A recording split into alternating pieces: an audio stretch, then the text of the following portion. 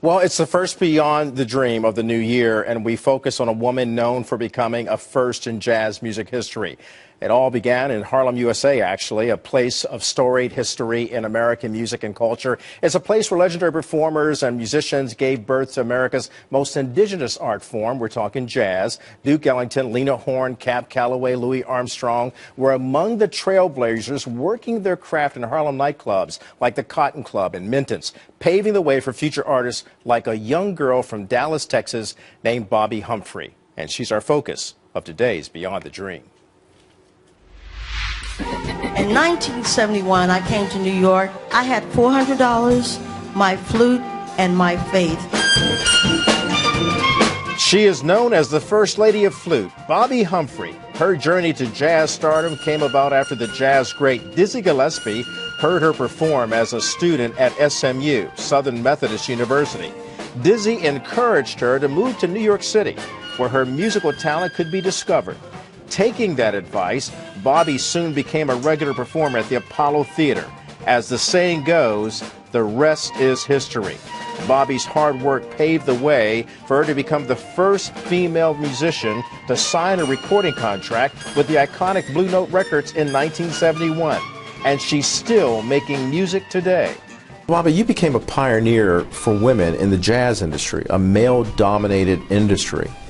How did you survive it, and how did you succeed?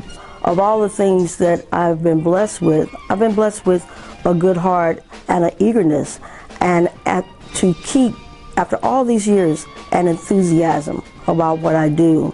Like her home state of Texas, Bobbi is big in heart, living with big faith and big dreams. I believe that we're all blessed with so many talents, but there's one thing that you do better than anyone else, that you're not even competing, you're just fulfilling your mission.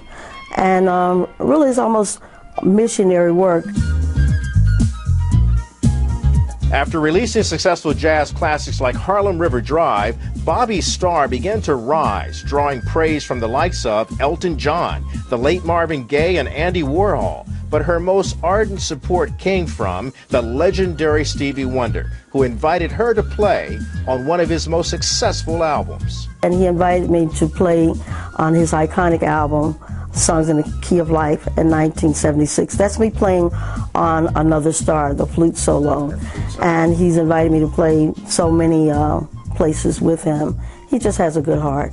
While Bobbi has enjoyed performing around the world, she did not like the business side of music. She learned it can be very cutthroat, especially when you're a woman dealing in a man's world. So, after going through some tough legal battles with 2 record companies, Bobbi eventually created her own record label, Paradise Sound. The move enables her to have total control of her music and intellectual property like poems and photography. The record industry has certainly changed, you know, when you get burned, but even market-wise, it's different. So I'm an analog girl living in a digital world, and I had to adjust because you know why the dinosaur disappeared.